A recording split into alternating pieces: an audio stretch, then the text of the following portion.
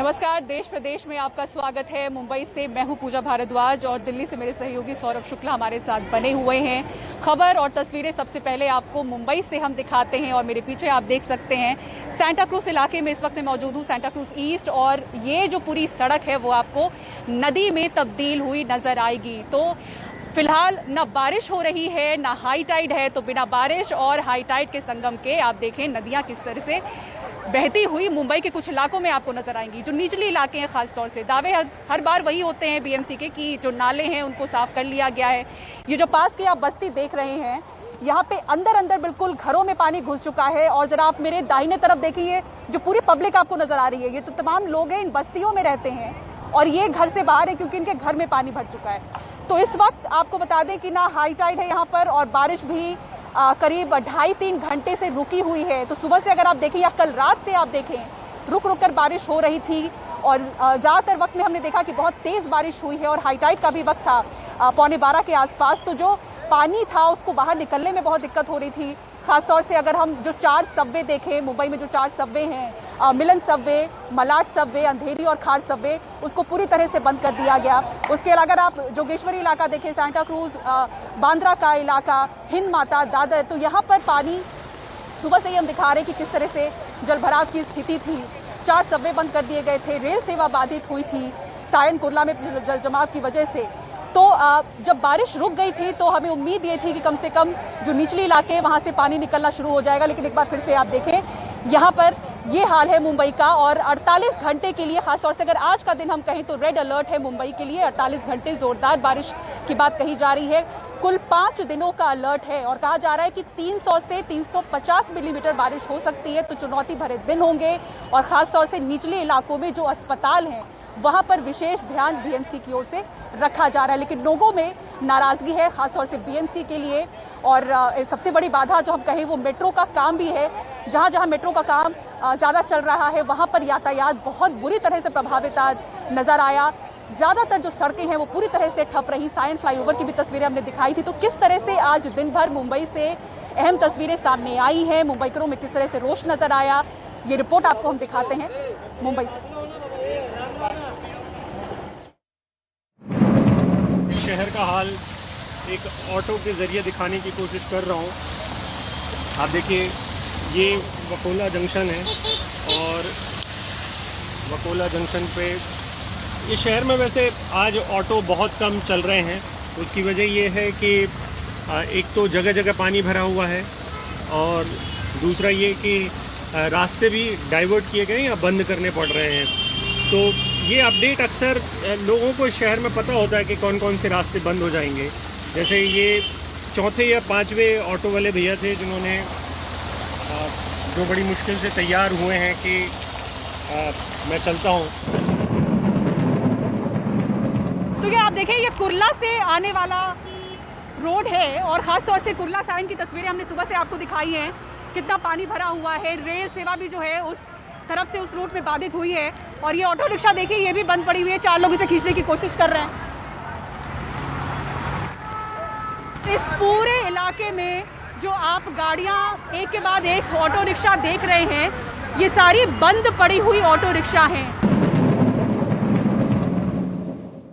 देखिए सबवे में पानी भर चुका है। आज हाई टाइड भी था समंदर में। 11:43 पर 4.16 मीटर की लहरें उठी थी और लगातार बारिश हो रही थी। नतीजा ये था कि कई जगहों पर पानी बहुत ज़्यादा भर गया था। लोग बता रहे हैं कि इसके पहले अंधेरी सबवे में बहुत ज़्यादा पानी था, लेकिन अब थोड़ा सा पानी कम हुआ है क्योंकि हाई टाइड भी गई है। और ये देखिए आपको अगर मैं ये जो मार्बल की दुकान है उसके सामने से आपको अंदाज़ा लग पा रहा होगा कि पानी किस तरीके से जब शहर में भरता है तो वो सबवेज की तरफ भागता है और इसीलिए ये सबवेज भर जाते हैं। रास्ते बंद पड़े हुए हैं। कहाँ से आ रहे हैं दादा आप? मैं वर्ली से आ रहा हूँ। वर्ली से चलते हुए बिल्कुल वैसे ही? चलते आ रहा हूँ। कोई गाड़ी नहीं मिल रही है? कोई गाड़ी नहीं। किस काम से निकले थे आप आज? मैं ड्यूटी पे गया था। ड्यूटी पे गया। कहाँ काम करते हैं? मैं बीएमसी में करता हूँ। बीएमसी में काम करते हैं आप? देखिए आपकी बीएमसी ने क्या तैयारी की है। ये हालत हो गई है मुंबई की। क्या करेंगे? अभी कुछ बोल नहीं सकता है ना जी। मैं भी इमरजेंसी में काम करता हूँ। आप इमरजेंसी में काम करते हैं? अभी देखिए ये इमरजेंसी जैसी हालत पूरे मुंबईकरों के लिए है। नहीं वो तो बराबर है। देखिए ये खुद भी बीएमसी में काम करते हैं और इमरजेंसी विभाग में काम करते हैं। खार सबवे का ये रास्ता है, किस तरह से पूरा पानी भर चुका है। बीच में एक कार जो है बंद हो चुकी है और उसे छोड़कर शायद जो उसमें थे वो बाहर निकल गए हैं। आप लेकर आए हैं कि नहीं पड़ा हुआ अच्छा, बैग में लेकर पहुंचाने पर कस्टमर है कि बोल रहा है कि मेरे इधर पानी नहीं भरा हुआ, आ जाओ। और यहाँ देख सकते हैं आप जैसे कि पानी भरा हुआ है, फिर भी वो बोल रहे कि पानी नहीं भरा। वो घर पे बैठ के सिर्फ फोन पे बात कर रही है, पर उसको बोले जब नीचे आएगी तो मालूम पड़ेगा। कहाँ मालूम पड़ेगा, पानी भरा हुआ है ना यहाँ पे। जैसा कि स्विगी वालों ने बताया कि मुश्किल है, आगे की तरफ ज़्यादा पानी है तो सोसाइटियों में जा पाना उनके लिए बड़ा मुश्किल है, लिहाजा वो भी इस तरह से इंतज़ार कर रहे हैं पानी कम होने का। और देखिए कि क्या आलम है इस कॉलोनी का और कैसे लोग रह रहे हैं। ये एक घर में हम आए हैं, पूरा घर पानी से भर चुका है, कपाट तक पानी में है। आगे रसोई घर अगर देखें तो वहाँ पे भी पानी भरा हुआ है।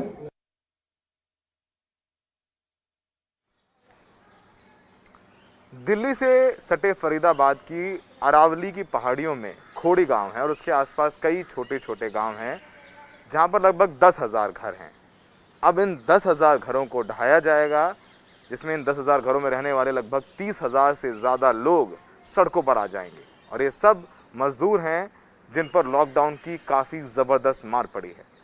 ये डिमोलिशन सुप्रीम कोर्ट के आदेश के बाद किया जा रहा है, लेकिन इनको बसाने की जिम्मेदारी हरियाणा सरकार की है, जिसने अब तक कुछ नहीं किया। देखिए ये पूरी रिपोर्ट।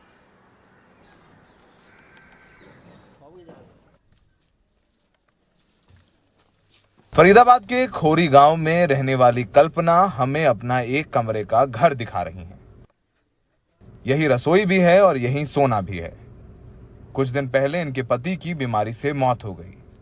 कल्पना कोठियों में बर्तन मांजकर परिवार का पेट पाल रही थीं, पर लॉकडाउन में ये काम भी चला गया।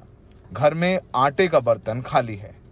कल्पना मांग कर काम चला रही हैं और अब ये कमरा भी ढा दिया जाएगा। अब घर भी छीना जा रहा है। अब हम लोग लॉकडाउन में कहाँ जाएंगे बच्चे को लेके? हम बस आधी रोटी आधी टुकड़ी खा के गुजर कर रहे हैं, पानी पी पी के।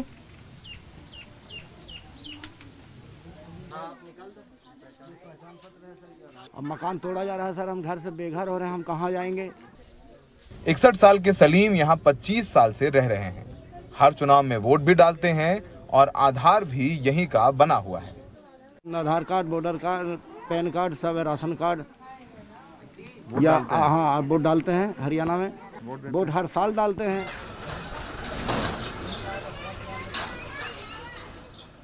दरअसल दिल्ली और सूरजकुंड के बीच में अरावली की पहाड़ियों में खोरी गांव के आसपास लगभग 10,000 से भी ज्यादा घर हैं, जिसमें 30,000 से ज्यादा लोग रह रहे हैं। ये मजदूर 1980 से यहाँ रहते हैं। 2010 में फरीदाबाद नगर निगम मकानों को ढहाने के लिए कोर्ट गया। निगम ने तर्क दिया कि ये घर अवैध रूप से अरावली की पहाड़ियों में बने हैं। अवैध कब्जे से पर्यावरण को नुकसान हो रहा है। 2016 में हाईकोर्ट ने आदेश दिया कि उन लोगों को कहीं और बसाया जाए। 2017 में फरीदाबाद निगम हाईकोर्ट के आदेश के खिलाफ सुप्रीम कोर्ट पहुंचा।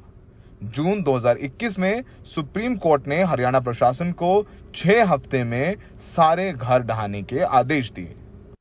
सुप्रीम कोर्ट का ऑर्डर आया, हमें मानना पड़ेगा, लेकिन दूसरी जगह देना ये हरियाणा सरकार का कर्तव्य है।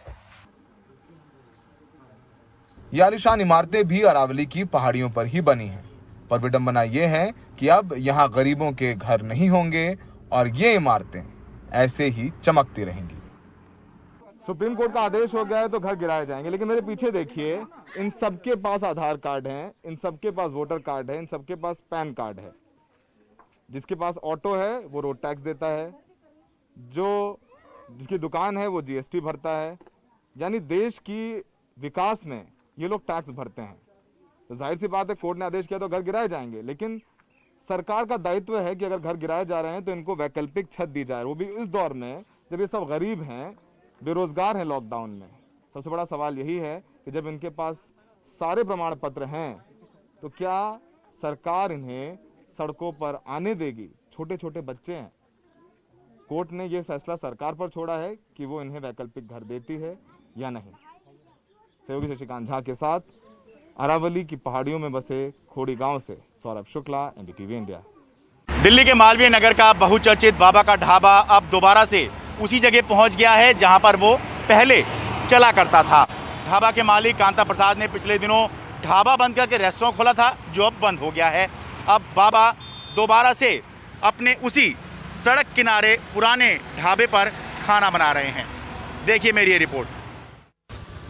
दक्षिण दिल्ली के मालवीय नगर में बाबा का ढाबा वाले 80 साल के कांता प्रसाद का ये रेस्टोरेंट दिसंबर में खुलकर फरवरी में बंद हो गया।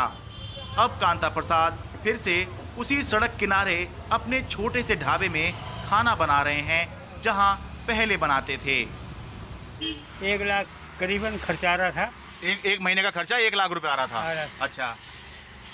और कमाई 35-40, ज़्यादा तीर मार लो 45। अच्छा, 30-40 हजार 45 हजार रुपए हाँ कमाई हो रही थी। हाँ, तो घर से जा रहा था, हमने उसको बंद कर दिया। अक्टूबर महीने में वीडियो वायरल होने के बाद कांता प्रसाद के पास 45 लाख रुपए का चंदा आया, जिससे बाबा ने मकान बनाया। रेस्टोरेंट और अन्य जगह पर खर्च के बाद आज बाबा के पास 19 लाख रुपए बचे हैं। जिस फूड ब्लॉगर गौरव वासन के वीडियो से बाबा सुर्खियों में आए, उसी पर बाबा ने पैसों की हेराफेरी और धोखाधड़ी का आरोप लगाया था। अब बाबा का कहना है कि उन्होंने दूसरों के बहकावे में शिकायत की थी। हमसे चूक यहाँ पर हुआ है कि जो हमने अपने मुंह से बोल दिया कि गौरव वासन को हम बुलाए नहीं, से अपनी मर्जी अपने आप आए थे। बस हमें यहाँ चूक हुई है। अच्छा। क्यों? हमें नहीं कहना चाहिए। अगर गौरव वासन आ जाएंगे तो जो भी है वो हम जाके दोनों अपना उसको शिकायत वापस ले लेंगे। हम क्यों किए नहीं है, और इस विषय में गौरव वासन जब भी आएंगे हम उनके साथ चल पड़ेंगे। फूड ब्लॉगर गौरव वासन ने भी बाबा के शब्दों और पेशकश का स्वागत किया है। मेरे ख्याल से मेरे को लगता है कि कुछ ना कुछ मिसकम्युनिकेशन हुआ इनके साथ, और उस मिसकम्युनिकेशन को इन्होंने इतना ज़्यादा सीरियस ले लिया कि इन्होंने मेरे खिलाफ FIR दर्ज करा दी। अब अच्छी बात ये है कि अभी अपनी गलती मान रहे हैं और ये मुझसे काफ़ी सारे न्यूज़ चैनल में माफ़ी भी मांग चुके हैं। तो मैं तो बस यही बोलना चाहता हूँ कि बाबा आप मेरे आदरणीय हैं, आप मेरे से बड़े हैं, और मेरे मन में तो कभी कोई बैर नहीं था, ना कभी है और ना कभी होएगा, क्योंकि मैं हमेशा से यही काम करता आया हूँ। बाबा के सुर्खियों में आने के साथ ही कुछ लोग मैनेजर और वकील के रूप में बाबा के साथ जुड़े थे, लेकिन आज फिर बाबा और उनकी पत्नी अकेले ही हैं। कहानी यही है कि लौटकर बाबा ढाबे पर आए। ये कहानी है, इसके बारे में ज़्यादा तो क्या कहें, बस यही कहेंगे कि वक्त की बात है, समय बहुत बलवान होता है। मालवीय नगर दिल्ली से अपने सहयोगी कैमरा पर्सन मोहम्मद मुरसलीन के साथ मैं शरद शर्मा, NDTV इंडिया।